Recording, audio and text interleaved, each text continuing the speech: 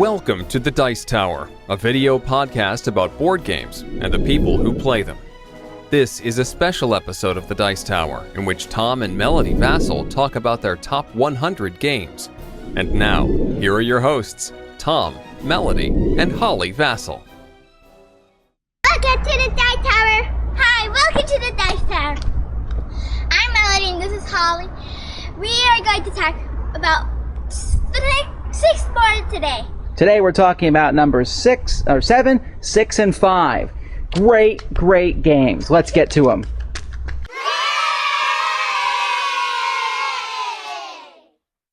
I like this game because you're fishing for good fish. Right, this is a worker placement game, and it's actually a game, if you look at the box here, you'll see that it looks very kiddie, but the game, and even the game itself looks kiddie, but it's actually a very interesting game. You're moving your fishing boat around, trying to get fish. Now, Melody, I see on these fish there's 4 different numbers. What does that mean? Spring, fall, winter, and summer. Right, each season you have a chance to sell some of your fish, perhaps, and there are some fish that are different prices. You can see here that Spring. the whale is great. Summer. And here the boneless fish. Is that ever a good fish to get? No. Well, there might be some chance to get it, but usually that fish is bad all the time. Players are putting their people on action boards over here where they can fish, they can sail, they can sell, they can buy, and later on in the game they can send typhoons and oil slicks after other people. And you can also buy things that will help you fish better. Maybe fish in 2 spots at once, or move your boat faster, or move your boat out to a farther area where there's definitely better fish. And there's magical items, and all of it fits together to make a game that Melody and I really enjoy playing together. One in which we're not very good at fishing in real life, but in this game, we can catch good fish.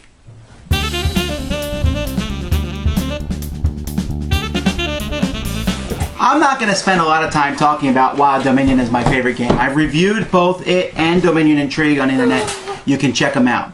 And I'm not going to explain the rules, but briefly, I love this game, and I know some people in my gaming group are actually addicted to it. They want to play it every single chance they get.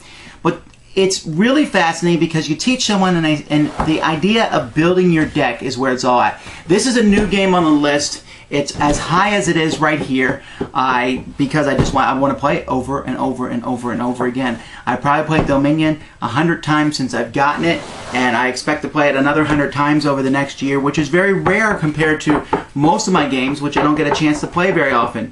The idea of building your own custom deck and competing with other people, all using the same cards, is just a very entertaining thing for me. The fact that I can play it with my daughter is icing on the cake. The fact that the guys who want to play rough and tough blow 'em up games also find this fun. Dominion is a game that almost everyone I play with enjoys. So it was an easy pick for my top 10.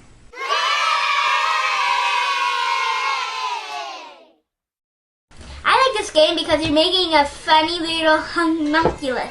Oh yeah, basically in this game you're building a homunculus body parts, and so you start with a chart, and then as your game progresses you're drawing different body parts and putting them in your thing, as long as you can pay for them. And each body part has different elemental costs, and each body part is from a different homunculus, or whatever they're called.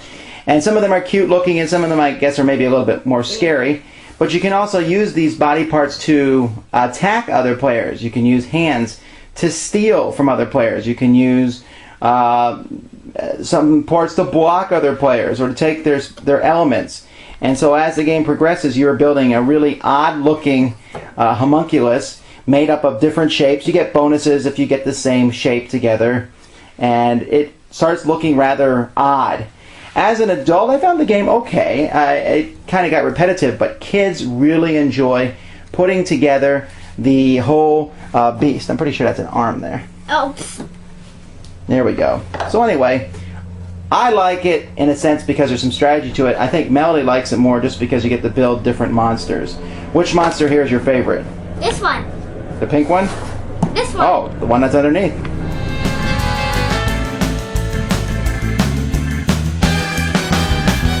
The other day I played Cosmic Encounter with a group of guys, and one of the guys, after done playing it, he said, "That is a really neat new game." He said that I really like the new concepts they're coming up with. Well, you know what? Cosmic Encounter ain't new. It's an old game, as old as I am, 33 years old. Cosmic Encounter but it's a fantastic game. This is the newest version, Fantasy Flight, the definitive version, but I better see an expansion.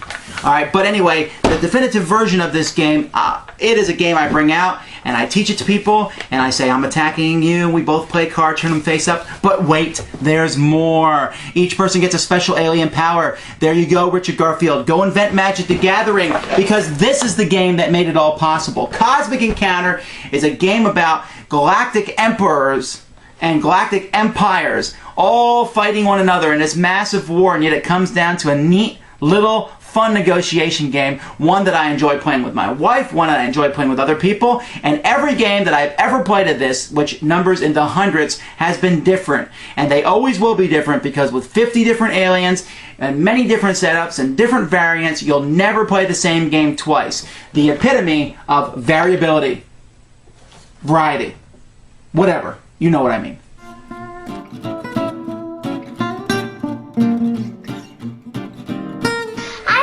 Because you're sliding things down the board. This is my favorite game. Instead of explaining the game to you, it's usually best just to show you how it works. So basically you're just sliding these sorry pieces with balls in the bottom of them, trying to get onto certain spots. It depends on what board you're using. Sometimes you're trying not to land on spots, sometimes you're trying to land on other ones. You're trying not to knock pieces over, and then you're using this thing here to score with. But it's a lot of fun. As soon as we're done sliding all the pieces on, we start over, grab all the pieces, and do it again. Sometimes the board is like this one, where you're trying to shoot for the hole in the middle. Here, and whatever ring you're in, you get different points worth. And so everyone has a blast. You can put together long tracks. You don't want to put in the hole. Oh, right, because sometimes putting it in the hole will kill you. Depends what version you're playing. You can play almost any house rules you want. It's very inexpensive.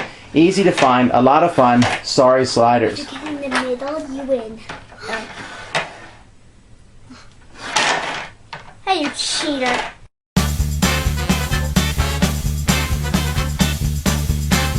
I ain't done yet. Almost. 5 more games, and here we go. Number 5 is the Ticket to Ride series.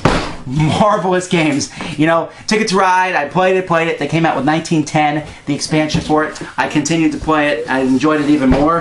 I look at all these and say, which one do I play the least? It's Europe. But now they're coming out with an expansion for Europe. Ticket to Ride, I play it all the time on a computer. I play it all the time in real life. If someone says, hey, what are all these new games you have? What game's the best game? That's what people always ask me. Well, I don't usually tell them what my best game is. I'll say, the best game I think you'll like is this one, Ticket to Ride. Or this one, Ticket to Ride. Or this one, Ticket to Ride Markland.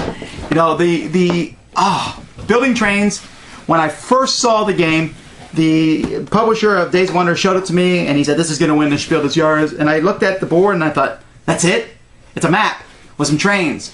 But wow, the way it fits together, and once you get good at it, you'll see that there's no luck in this game, no siree, it's all about strategy. You think differently? Play me, and I'll show you a thing or two. I love this game. You can play it super competitively or casually, and it's for everyone. Ticket to Ride.